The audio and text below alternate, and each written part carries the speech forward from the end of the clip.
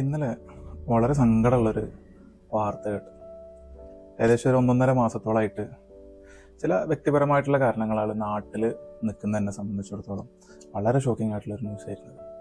ഞങ്ങളൊക്കെ റൂമിൻ്റെ ഓണറായിരുന്ന ലില്ലി ചേച്ചിയുടെ ഒക്കെ മകള്, ലില്ലി ചേച്ചിയുടെയും ജോയി ചേട്ടൻ്റെ ഒക്കെ മകൾ ഇന്നലെ മെസ്സേജ് ഇട്ടതാണ്. മുഹമ്മദ് എറണാകുളത്ത് ഉണ്ടോ എന്ന് ചോദിച്ചു.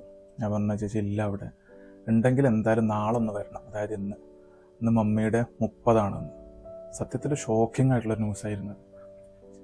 മനസ്സിൽ ഇപ്പോഴും ലില്ലി ചേച്ചി കിടക്കുന്നുണ്ട്, ജോയി ചേട്ടനുണ്ട്.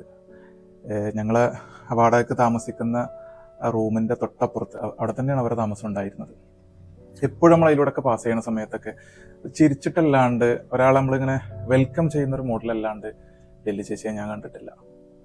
അത്രക്കും പോസിറ്റീവായിട്ടുള്ള ഒരു വൈബായിരുന്നു. പിന്നെ അവരെ കാണുന്ന സമയത്തൊക്കെ കാണുമ്പോഴൊക്കെ സംസാരിക്കാറുണ്ട്. പലപ്പോഴൊക്കെ സംസാരിച്ച് വളരെ ക്ലോസ് ആയിട്ടുള്ള ഫീലൊക്കെ വന്നിട്ടുണ്ട്.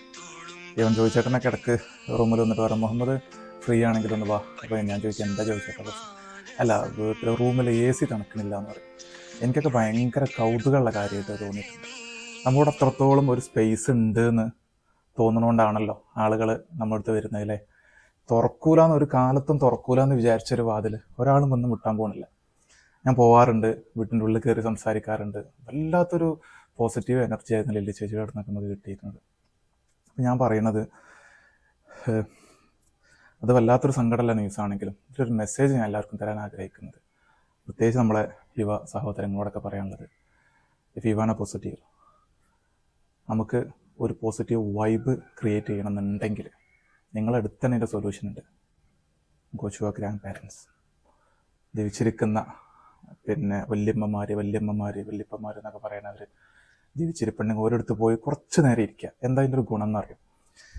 ഒരുപാട് ജീവിതാനുഭവങ്ങളും ഒരുപാട് തീക്ഷ്ണമായിട്ടുള്ള അനുഭവങ്ങളും സന്തോഷകരമായിട്ടുള്ള അനുഭവങ്ങളൊക്കെ കഴിഞ്ഞിട്ട് ഗാലറിയിലിരുന്ന് കളി കാണുന്നവരാണ് നമ്മളെ വല്യമ്മമാരും വല്യപ്പാരൊക്കെ.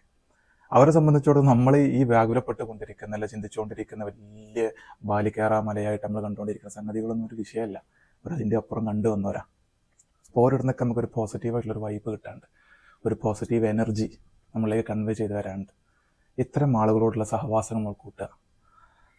ഒരുപാട് അനുഭവങ്ങൾ, ജീവിതാനുഭവങ്ങൾ ഇവരുടെ നിന്ന് കേൾക്കുക. ഒരു ജീവിതം ധന്യമാക്കാൻ, അല്ലെങ്കിൽ നാം ഏതൊരു സംഗതിയാണ് ഉദ്ദേശിച്ചത് ആ ഒരു സംഗതിയിൽ വലിയൊരു വിജയം കണ്ടെത്താൻ ഈ ഒരൊറ്റ ഇൻസ്പിറേഷന് ഇവരുടെ വാക്കുകളിൽ നിന്ന് കിട്ടും നമുക്ക് മതിയാവുന്നതാണ്. എനിവേ, പിന്നെ ലില്ലി ചേച്ചിയുടെ കുടുംബാംഗങ്ങൾക്ക് നാഥൻ ക്ഷമ കൊടുക്കട്ടെ എന്ന് ആത്മാർത്ഥമായിട്ട് പ്രാർത്ഥിക്കുകയാണ്. ലില്ലി ചേച്ചിക്ക് എൻ്റെ ആത്മാർത്ഥമായിട്ടുള്ള ആദരാഞ്ജലികൾ.